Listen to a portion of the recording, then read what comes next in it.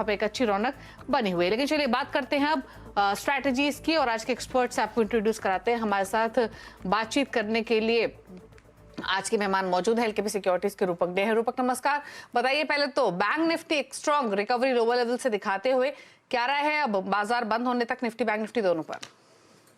जी Nifty bank Nifty दोनों में मेरा व्यू जो है पॉजिटिव रहेगा, क्योंकि हम देख रहे हैं कि 22,200 का स्ट्रॉन्ग सपोर्ट है निफ्टी का, जहां पे बैंक निफ्टी का सपोर्ट था, रेजिस्टेंस था actually 47,500, but bank Nifty confidently resistance के ऊपर ट्रेड कर रहे हैं अभी 47,700 के आसपास।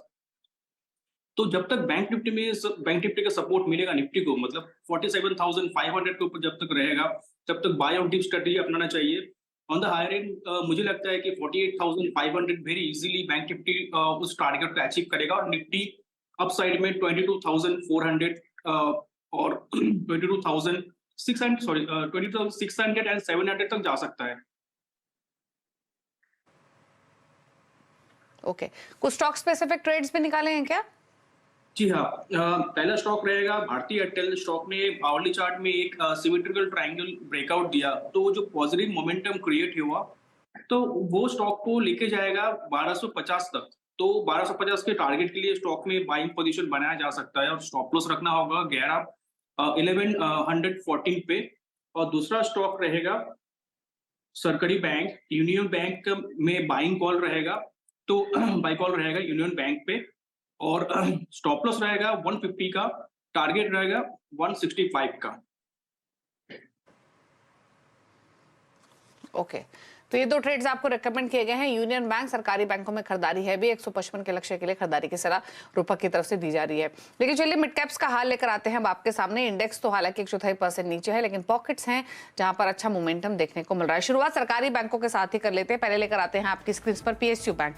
यूनियन बैंक अभी जिक्र कर रहे थे रूपक, 4% ऊपर है। यूको बैंक में 4.5% की तेजी। Indian overseas bank, central bank of India में भी 5% तक का उछाल आज के कारोबार में देखने को मिल रहा है। साथ ही नजर डालते हैं एनर्जी स्टॉक्स पर। एमआरपीएल 5.5% ऊपर, चेन्नई पेट्रो 2.5% ऊपर, कैस्ट्रॉल में 1.5% का अप मूव, वाइजिल भी 2% की तेजी के साथ कर रहा है ट्रेड आज के सेशन में। केमिकल स्टॉक्स में खरीदारी, बालाजी अमाइंस 8% ऊपर, 5% ऊपर है टाटा केमिकल्स, एल्काइल अमाइंस 5% ऊपर, साथ ही गुजरात फ्लोरो में भी 1.5 से 2% की तेजी देखने को मिल रही है। ऑटो और ऑटो एंसिलरीज दोनों पॉकेट्स में स्ट्रेंथ दिख रही है। टीवीएस मोटर्स 1.5% ऊपर, बालकृष्ण इंडस्ट्रीज 2% ऊपर, 2% ऊपर अपोलो टायर्स, मदरसन वायरिंग भी 1% ऊपर कर रहा है ट्रेड। आईटी में जहां पर प्रेशर, उसमें केपीआईटी टेक 3% नीचे है, बिरला सॉफ्ट में 3% की गिरावट, रामको सिस्टम 3.5% नीचे, और पर्सिस्टेंट में भी 2.5% के आसपास की गिरावट देखने को मिल रही है। कुछ और स्टॉक्स मिड कैप्स में जो गिरावट के साथ कर रहे हैं ट्रेड, उसमें पॉलिसी बाजार, एनएफपीबी फिनटेक 3.25% नीचे है, वोल्टास में 3.25% की कमजोरी, रामको सीमेंट्स 3% नीचे, और भील में भी 2.5% की गिरावट आज के कारोबार में देखने को मिल रही है। तो ये तो रहा मिड कैप्स का हाल। लेकिन अब बात करेंगे एक स्टॉक की जो है आईआईएफएल फाइनेंस का, और शेयर आज 20% के लोअर सर्किट पर है। शेयर में इतनी बड़ी गिरावट आरबीआई की कार्रवाई के बाद आई है। रिजर्व बैंक ने नियमों की अनदेखी के चलते गोल्ड लोन देने पर रोक लगा दी है।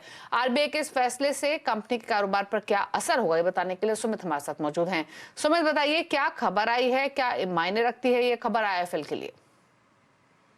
तो आईआईएफएल फाइनेंस में आज एक बड़ा रिएक्शन आता हुआ दिखाई पड़ा है, और वजह भी साफ है, जबकि आरबीआई की तरफ से कंपनी के लिए अहम कदम उठाए गए हैं, जहां पर तुरंत प्रभाव से गोल्ड लोन को देने के ऊपर रोक लगा दी गई है।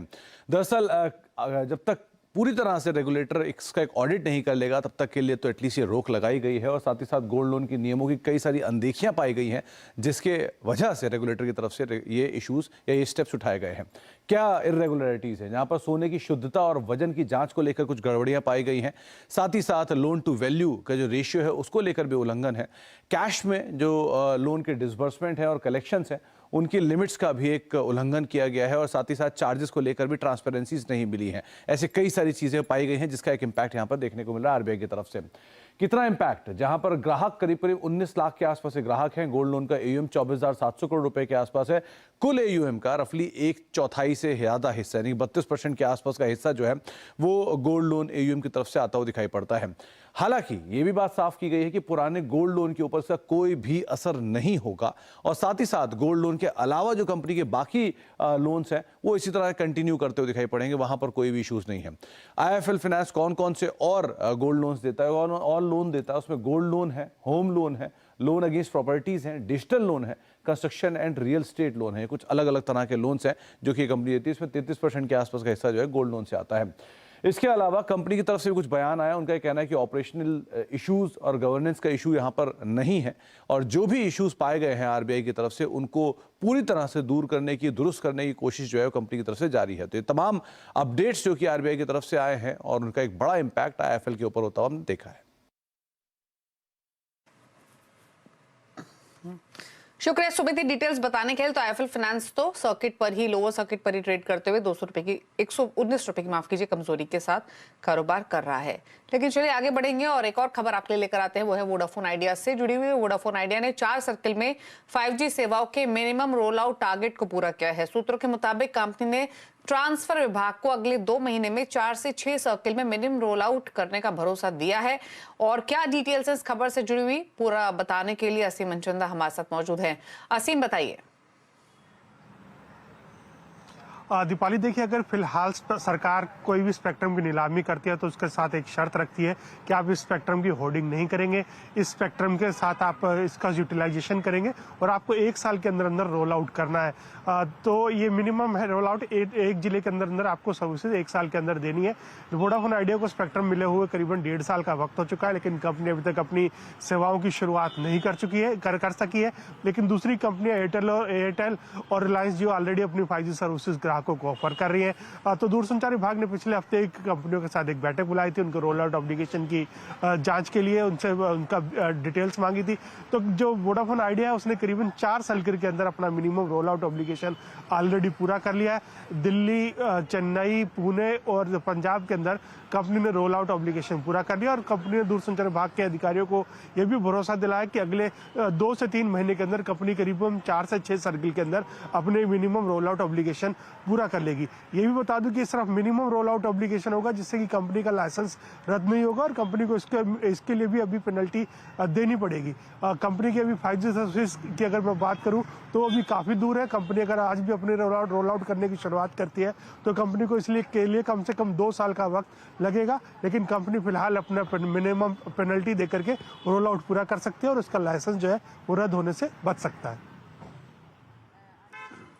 ओके, शुक्रिया आपका असीम में डिटेल्स बताने के लिए। वोडाफोन आइडिया पर एक राय ले भी लेते हैं। पिछले हफ्ते भी ये स्टॉक खबरों में था। ये बात देखिए, रूपा का क्या राय है आपकी वोडाफोन आइडिया पर? जी, आइडिया ने रिसेंटली एक ब्रेकडाउन दिया। इंपॉर्टेंट मूविंग एवरेज के नीचे ट्रेड कर रहे हैं। मेरे ख्याल से 15 के ऊपर जाना होगा आइडिया को रैली देखने के लिए।